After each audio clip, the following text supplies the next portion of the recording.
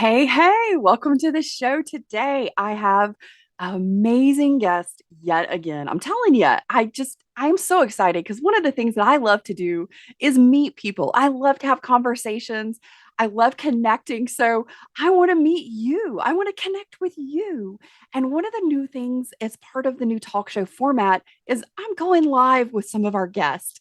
And we had so many things flood in last week after Tammy Cho's episode aired that I invited Tammy to join me for a live event, a live Q&A session, and she's going to take Paths to the Heart a little bit deeper with us on Monday, February 20th at 3 o'clock. Be sure you check the show notes below.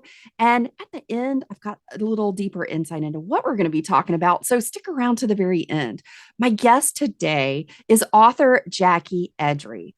Y'all, she is just incredible. She talks about and has done research into our sensory system.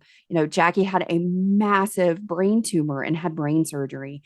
And after that, she experienced so many things that really helped her better understand and relate to the autistic students she had been working with in her research, and also with her own children who are neurodivergent.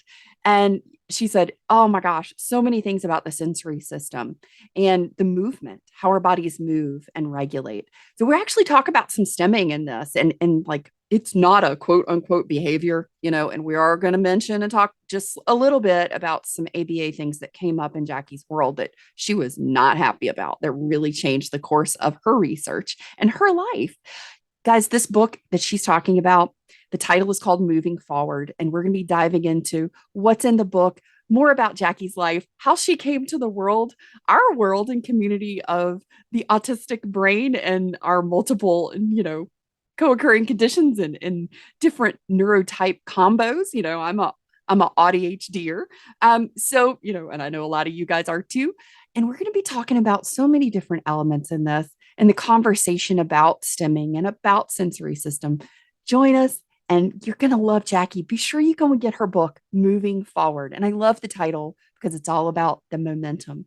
Body at rest stays at rest, a body in motion stays in motion. And most of us are bodies in motion, folks, or at least most of us, right?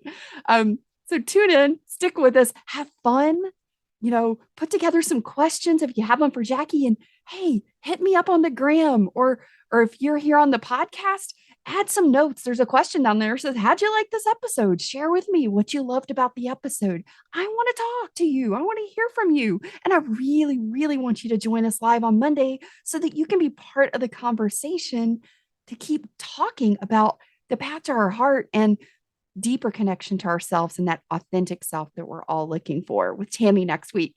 Let's get going with Jacki. Hi, I'm Carol Jean, late identified autistic ADHD human, and your host of the Mind Your Autistic Brain talk show and Burnout Restoration Unveilers community. You're about to experience the new way to thrive as a neurodistinct brain and body by getting off the chronic cycle burnout loop for good. By unveiling your authentic self, defining what thriving feels like for you, knowing your burnout signpost, so those top 20 burnout warning signs are a thing of the past, and stepping into your best life as the creator and leader you are meant to be. Get ready, because this is where we go against the mainstream, say no to outdated self-care tips, and we say yes to who we are in order to create an energized, authentic, peaceful, and harmonized world. Welcome to Mind Your Autistic Brain. And my guest is author Jacki Edry. She's joining us from Israel. And I got my whole host of buddies over there in Israel, Morty and Chen. Hi guys, how are you doing? Hope you're listening out there. We're going to be talking about Jacki's book. We're going to be talking about Jacki's journey. Welcome to the show, Jacki. I am so excited you are here and that we are getting to chat all things autism and neurodiversity, brain surgery, and faith, and all of your sensory insights from your journey. Welcome to the show. Thank you so much. I'm delighted to be here and honored. Jacki, start us off with, how did autism enter your world? How did this knowledge and this awareness of autism, maybe what it is, enter your world for the first time?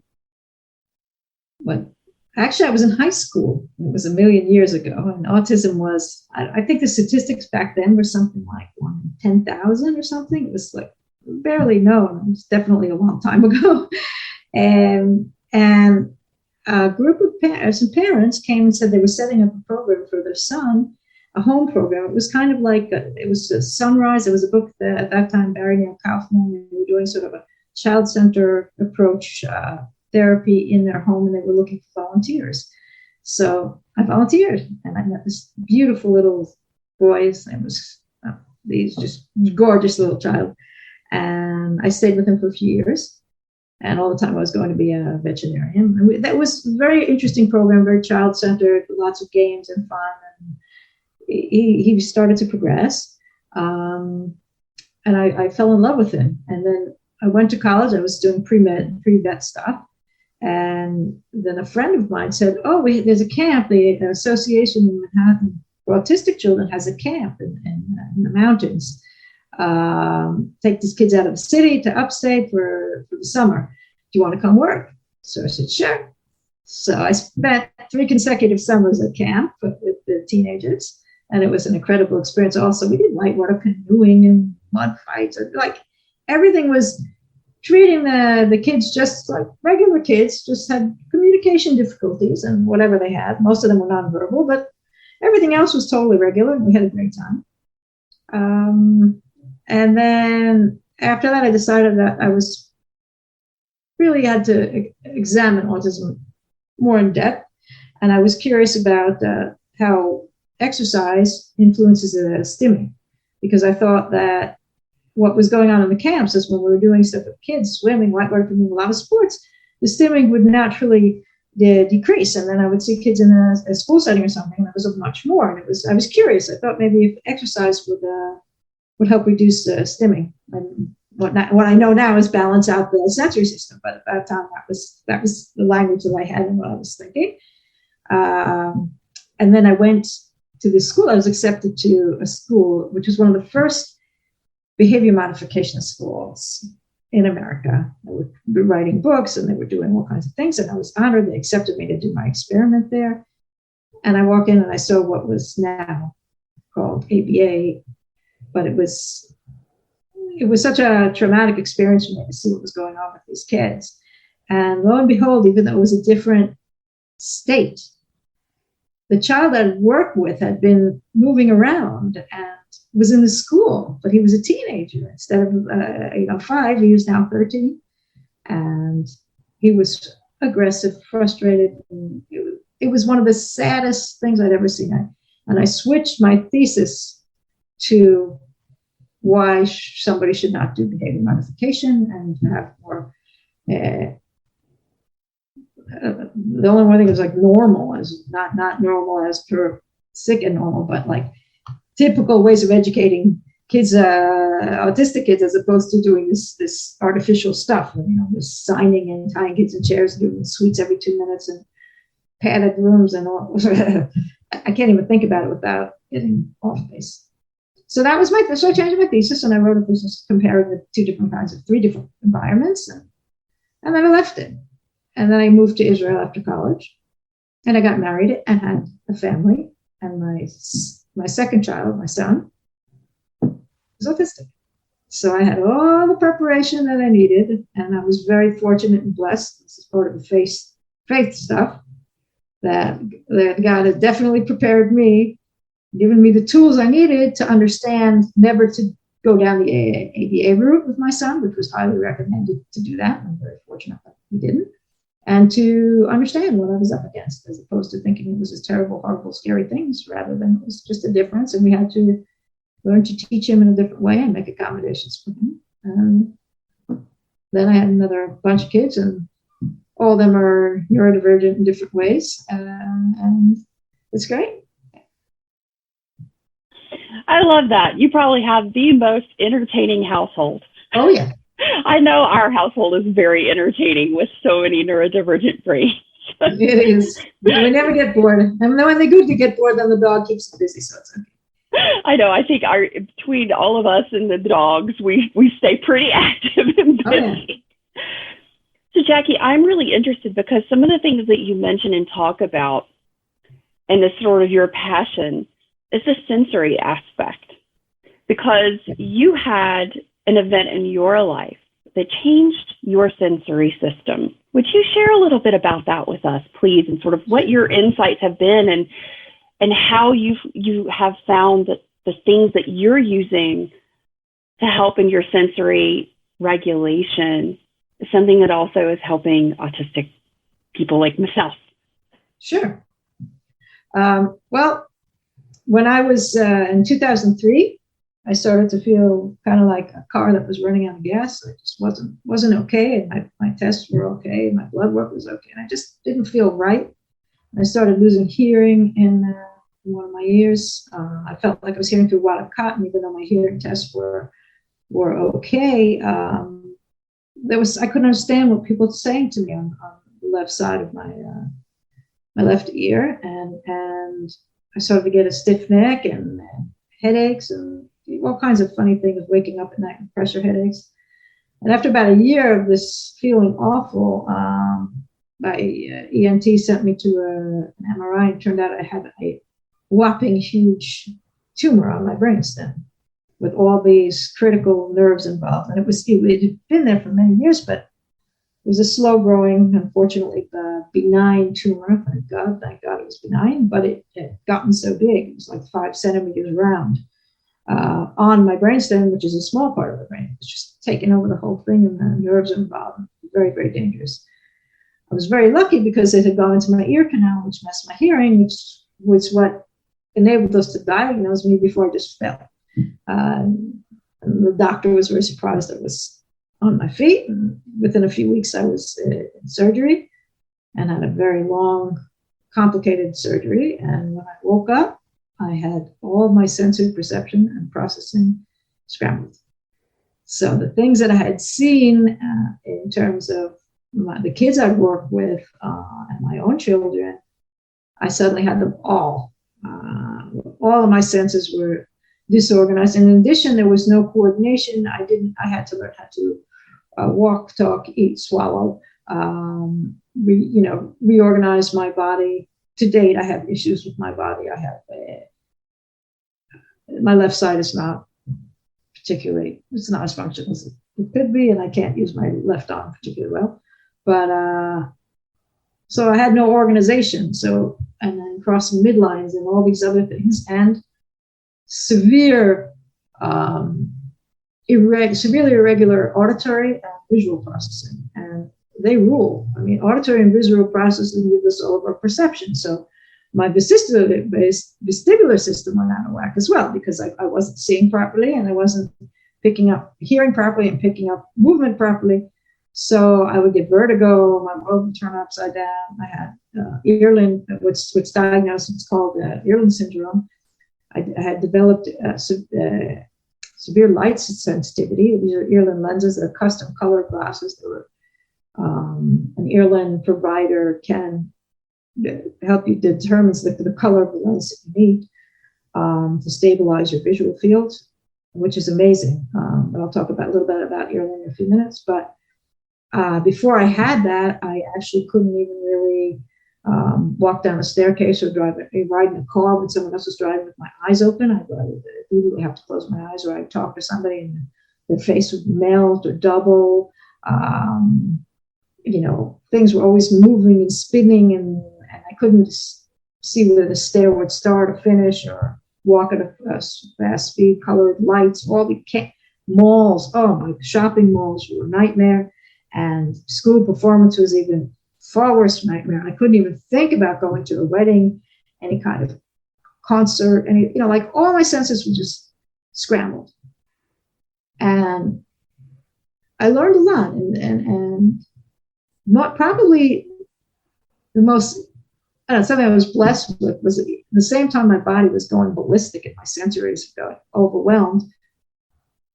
At the same time, I was always stepping back and analyzing what was going on, which was kind of curious, like trying to figure out what it is and thinking, oh, now what is that? How does that apply to my son and the other kids that I've seen? And this is very interesting. What part of my brain is doing? So it's like there's two voices going on all the time in my head. The one that had been the parent, teacher, somewhat, I don't think I was ever completely neurotypical, but somewhat neurotypical person, to the one that's living in this body that's doing whatever the heck it wants, and my sensory process, whatever it wants, and trying to figure out how to help myself and then pass that along to help others, because sensory stuff rules. I mean, if you have a whacked sensory system, nothing, no matter of reasoning, can make you overcome that.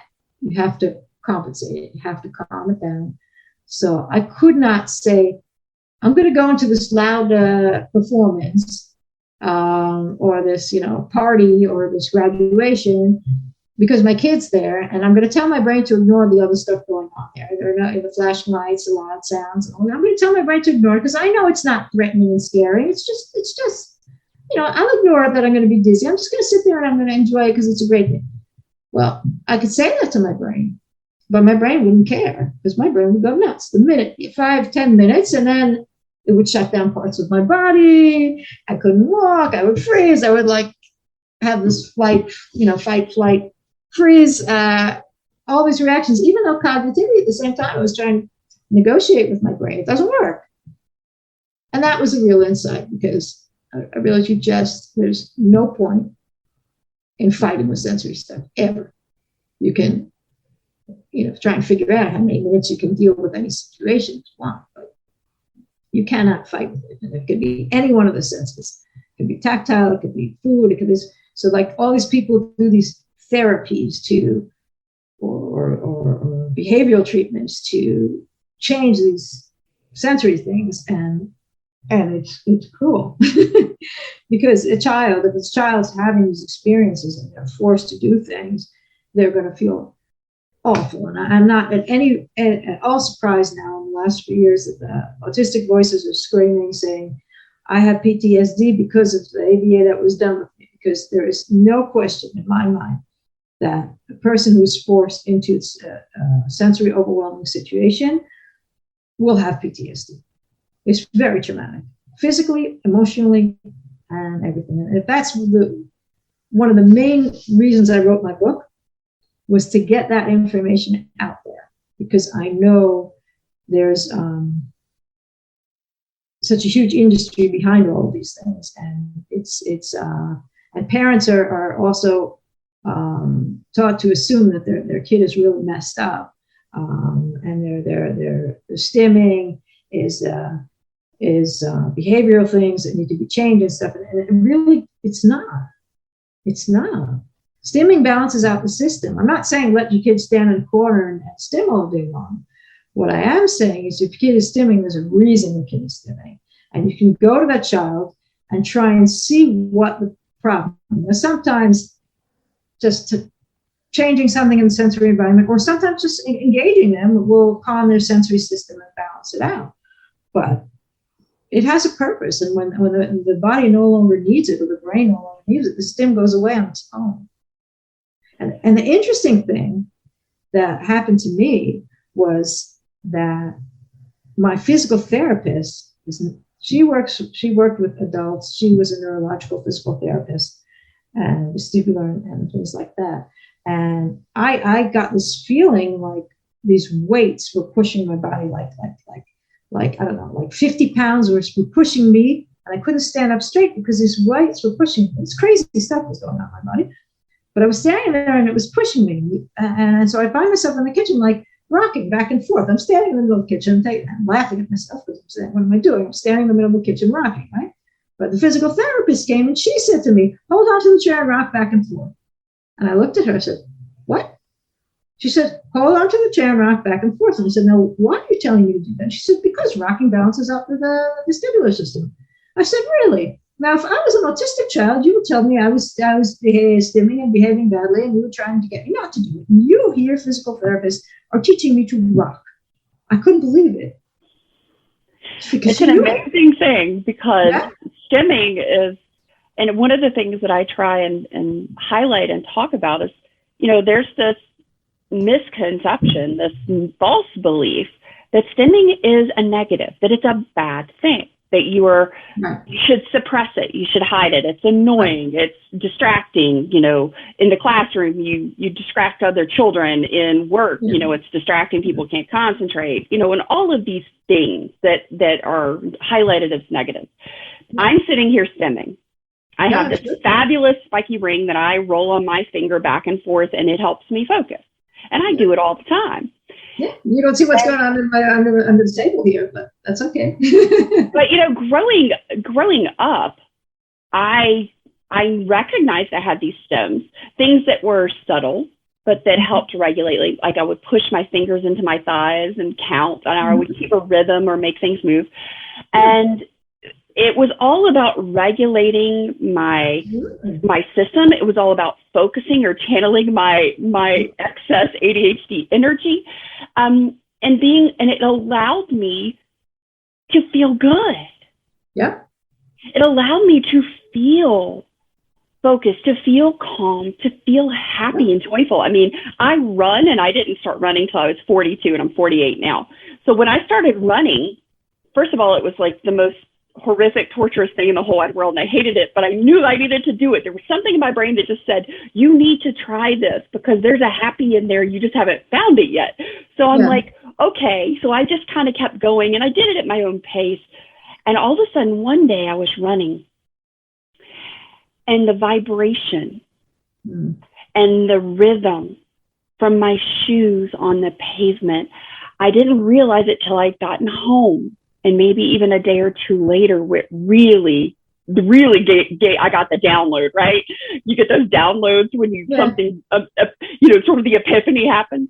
And I was sitting there, I went, oh my gosh, I've had so much calm in my body and quiet in my mind. And I've had focus, and I felt good. I slept better. And I started to recognize that running it was really a regulation for my body. And it was my stem. When I stand in line and I have to wait at the grocery store or something, I rock back and forth from foot to foot. I am a body in motion that stays in motion. And it's, one of the things that I studied was vision science, and specifically vision therapy, and how you regulate and find your center of balance, and how quite often there are things that have happened that can throw off how our brain processes what our center of gravity is, what our balance is. And so I love what you're talking about. So Jacki, I love the way that the title of your book starts, moving forward. The action, it's moving forward. So in your book, what are people going to be learning moving forward? What is some of the sensory things that you were really passionate about teaching and sharing in this to move forward? Well, moving forward is really everything to do in life. Okay, for me, we can have lots of ups and downs, good days and bad days, and successes and failures, and not want to get out of bed in the morning, and all kinds of different things. And moving forward has to do with every aspect of life, is to just keep going and growing and learning and doing and challenging and figuring stuff out. And that really is how I try to live my life. And I don't think, like the society is so goal oriented, and the schools are so goal oriented, and comparing one person to another, and then you go, and what do you do with your goal now? And they're so focused on the goal, it's not really on the process. And I like to look at things as part of the process, because what you do every day as part of the process is that forward movement, and that's for me the focus, and that's why I chose the title. And it's part of it has to do with gaining understanding and having everything tied together. I mean, my life has been really strange. The book takes on a journey of, I'm a religious Jew. I grew up non-religious in America. Without any particular reason other than God had mercy on me and gave me an inner voice that I learned to listen to, and that's how I really see it. So I came to Israel just to visit it after college because I was curious to see what it was like. And I found myself in love and stayed here because I just knew it was my home and it was the right place for me to be. So I went through sort of a journey. And then that journey, so there's a spiritual movement where it was understanding who I am, who my people are, where I come from, what my place is in the world, and that constant asking myself, why am I here, and what's my mission, and what am I supposed to do with my life? And actually, that's the theme that runs through almost all of my book, and certainly the time I was operating in healing is how do all these different pieces fit together in my life? Because I always wanted to be a vet, and then suddenly I'm with autism, and then I have an autistic son, and then I wind up working in education and marketing and all these things, not thinking that was where I was going to go in life, and then suddenly I have brain surgery, and then I wind up sensory scrambled, and then that gave me all these insights and understanding about my purpose in life and about autism and all the kids, all the different types of neurodiversity. And then what am I supposed to do next? I have to help others because not that many people can be on both sides of the coin, live through it, and know how to write and market. So I said, okay, that means I'm supposed to write a book and a blog. And sort of the whole thing is going round and round, and it's all connected. And that's what it means to me, basically.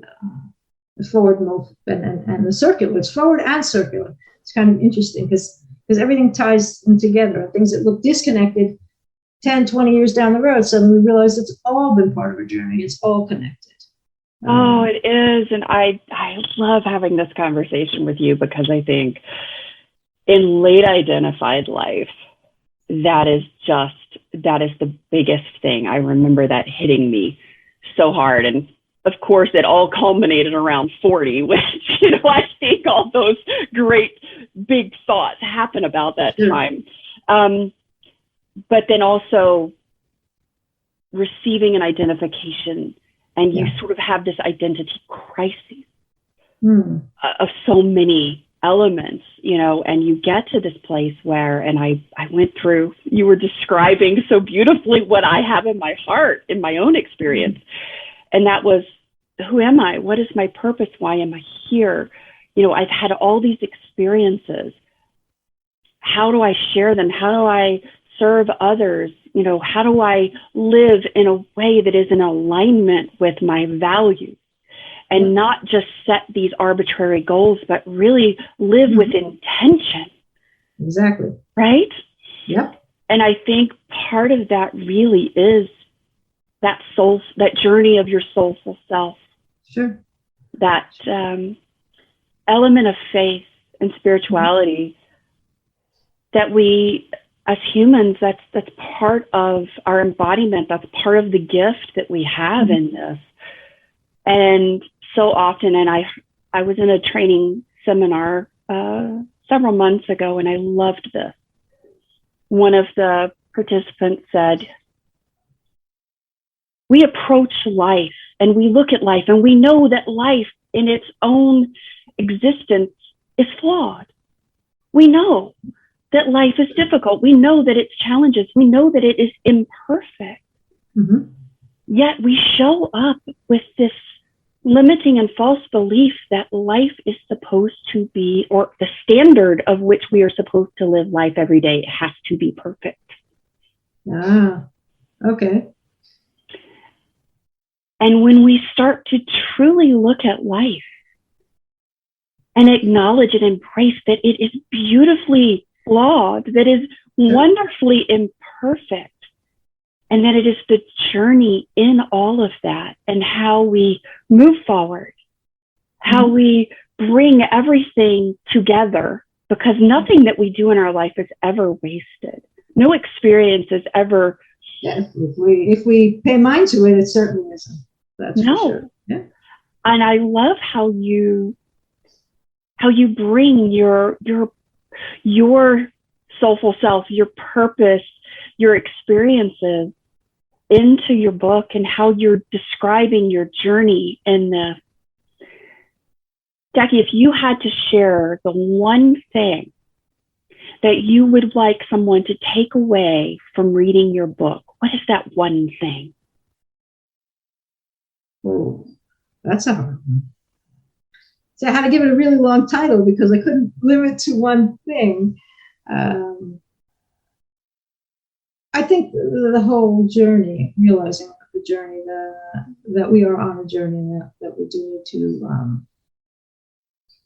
and this, to seek understanding all the time, and respect that somebody is different, and we are not in their shoes. We can't possibly understand the challenges that other people have. And we must never ever assume, especially if someone can, be masking, or that's one thing that happens a lot. Another thing, like my son is practically nonverbal, but to assume that there is a whole healthy person inside that's a divine soul with desires and wants, and maybe yes and maybe no, it depends, but that can completely see themselves as a person wanting like my son. Like I said, he's practically nonverbal, but he has a lot of internal knowledge, and he sees himself finding a job and getting married and having kids, and like it's part of his life. And even though it might be difficult to achieve those things, one must always assume that everybody has their internal desires, even if they can't express themselves. And to try and always do the searching what our purpose is, and searching what for other people I think our mission is to make life better, and I do and the book talking about the pandemic as well, and what all this means, everything. And I think a lot of it really is that we're here to figure out our journeys, and to try from where we are to make somebody's life better. I think that's really the message, that's from start to finish. That's what we need. Everyone can do it. We shouldn't be pulled down by the corruption and the terrible things the governments are doing in the world, particularly now, which is very upsetting. But say, okay, I can't necessarily combat all this stuff, but I can start in my home and my community, and gradually reach out and jump on LinkedIn, and then you can meet lots of people and do it. But to try and look around you and see what people need, and make an impact, a positive impact. Because we all have the power to do that. We're all here for a reason. We're all divine humans with a purpose. And one person's purpose might be that they won't be able to talk their entire life, and they will need services, but that everyone around them learns to be better humans. Or that when my son was in a pre-army prep program here in Israel, and he was the only person that was in inclusion there, and most of the other guys now are officers in the army. But the rabbis, they said that he really helps them, because the other teens there learn that they don't have to speak badly of others. They can try hard, and they can overcome their barriers. That there's a different way to do things, and he actually, by observing him in his quiet way, they all grew. So I mean, everyone has a purpose, and it's just trying to understand that. Oh, Jacki, I couldn't agree with you more. I think that is something that is also one of the things I value greatly: meaningful work, contribution, growth, wisdom, and health. You'll see my value business I definitely here. see it. And I think that is such a beautiful place to be, where we have the space and the agency within ourselves to reflect on those things. Mm-hmm. Because I think so often we get caught in the comparison trap, which is, of course, the thief of joy, and the survival. Yeah. So many of us are just seeking to survive so often in our life. Mm-hmm. And one of the questions that I started asking, and that I would love to know from you, because I think that reflection brings about awareness, and awareness gives us the clarity or at least the direction to start moving forward. Mm-hmm. And I think we have to pause to reflect. And so my question for you is, looking back on your life, and if you look at all of the things that you have been through and the challenges you faced and the mountaintops you have climbed to, because that rare air is only meant for a small time before we climb our next one. What do you look back and it's the one thing you could say, I wish I had known this, or I wish I had done this differently, or I wish I hadn't done this, that created the biggest pivotal place of awareness and growth moving forward for you?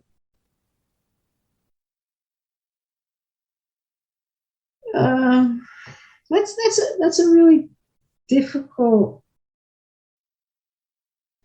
I don't know if I can give you a specific answer on that. I mean, it's kind of a philosophical thing, you know, like part of Judaism. Before you go to bed every night, you say a prayer and you do a reflection. You think about everything that's been positive or everything that's been negative and during the day. And also part of Judaism is this understanding that we have come to this world to fix something. Whether we were another spirit, like if we were, reincarnation or whatever, but we didn't finish our journey in the last time around, and we're here to fix something. So that actually the things of the imperfection that you were talking about, part of Judaism, I mean, it's an awareness that we are imperfect, and we will encounter imperfections, and if we have these trials and tribulations, it's because we need to fix them. We need to address them. There's something that's not finished yet, and that's a fundamental base of the philosophical part of Judaism.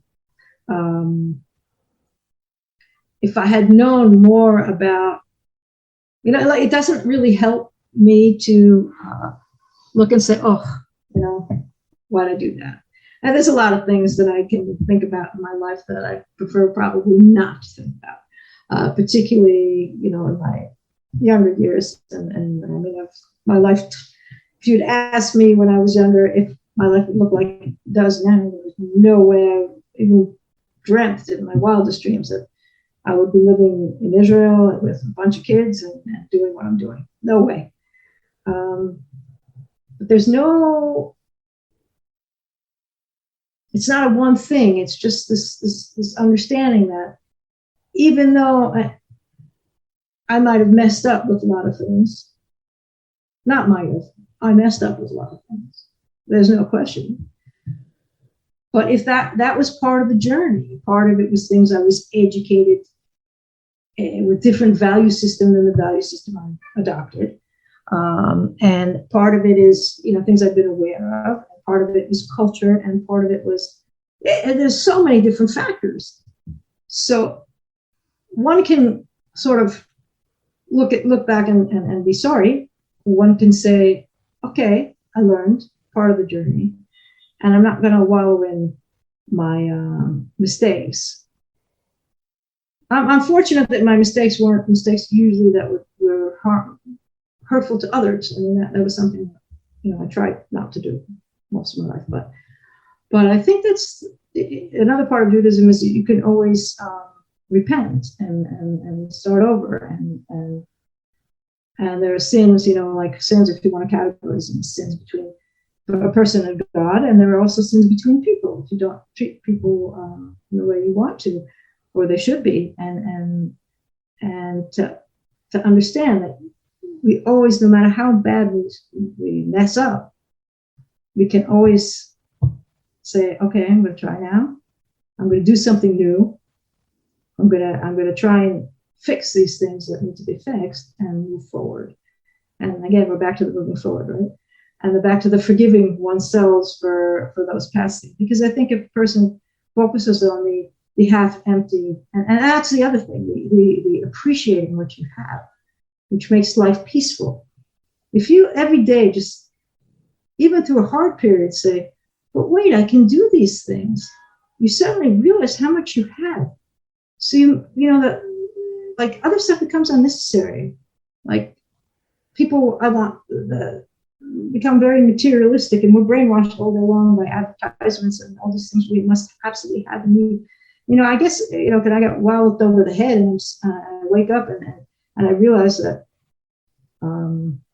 I have to learn how to swallow because I can't do that, and I have to learn how to talk, and I can't take 5 steps to the toilet on my own. And like you get to this point where you have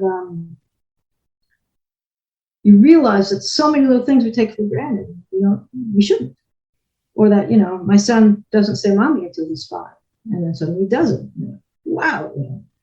If we just take the time to appreciate the little things of life, then life becomes peaceful and good. And not easy necessarily, but inner peace. I love that. Answered a little, but I don't know if that answered your question, but it kind of It did, and I think you shared so beautifully. Jacki Edry, thank you for being here. Thank you for sharing your story. Thank you for writing your book, Moving Forward: Reflections on Autism, Neurodiversity, Brain Surgery, and Faith. All of the links to Jacki's blog, jackisbooks.com, her book below, and where you can find her on LinkedIn will be in the show notes below. Be sure you check out Jacki's book, because I love how she describes this, the sensory scramble. I think we can all relate to having moments of sensory scramble, and it's a really big conversation. So be sure you check it out. Thank you so much for being here today, Jacki. My guest last week was Tammy Cho, and we were talking about burnout and how it shows up in the body. Tammy is a self-love embodiment guide. And guys, you have been sending messages. You have been chiming in after listening to that episode. And I mean, like, I think it was in like the first 5 or 10 minutes, there were like 350 of you guys like already listening or watching that episode with Tammy. And you're asking for more. And Tammy has agreed to do a live with me on Monday, February the 20th at 3 p.m. We will be on the Mind Your Autistic Brain talk show channel over on YouTube.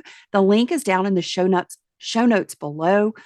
So one of the things that in the unveiling method, when we're going through our values section, that comes up as one of the top values that clients in the unveiling method are looking for, that are part of their value system and something that's really important to them. And it's not going to shock you because it's probably one of yours too: authenticity. And that, I think, is a result of the fact that we recognize that we've masked or camouflaged, and it's, we get to this place in our late identified life of like, well, who am I? Who is the authentic me? I didn't really have an opportunity to discover that. And Tammy has this fantastic program, and we're going to be talking about what is it to sort of be authentic, to seek that, to take that path to your heart, to start trying to connect deeper with yourself, who you are, who you believe yourself to be. If you're an ambitious thought leader, if you're a visionary, if you're a change maker, if you're seeking authenticity, this conversation is absolutely for you on Monday. Come join Tammy and I live. This is one of the new changes that's going to be coming about here on the talk show. I'm going to be hosting live discussions where you can come join us, jump in the chat, say hi, tell us where you're from, share your question, maybe share your experience on the topic that we're talking about. Because I'm going to be going live a whole lot more between now and May. And in May, we're going to be rolling out a whole live format. I'm telling you guys, I have a plan. I have a goal. I have a vision for what the talk show and what Mind Your Autistic Brain will be in the world. And I want you to be a part of it. So come join us live on Monday for this very first one and kick it off with myself and our incredible guest, Tammy Cho. See you on Monday. Go get the link. Go hit the notification. Make sure you get the reminder. Don't miss this incredible conversation, because there's so much more. You're starting to build your dreams. You're working from the ground up, because that's where we start in late identified life. You've got a few strategies. You've put yourself out there a little bit.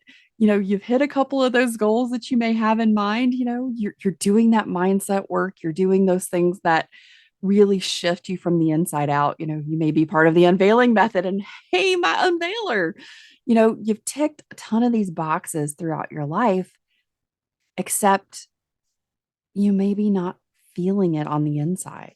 You keep pushing, maybe you keep pushing yourself back into burnout, and it feels like you're always on this uphill battle. Tammy and I are going to be talking about what's the solution? What's the moving forward in that? And how do you take that path to your heart? See you on Monday, guys.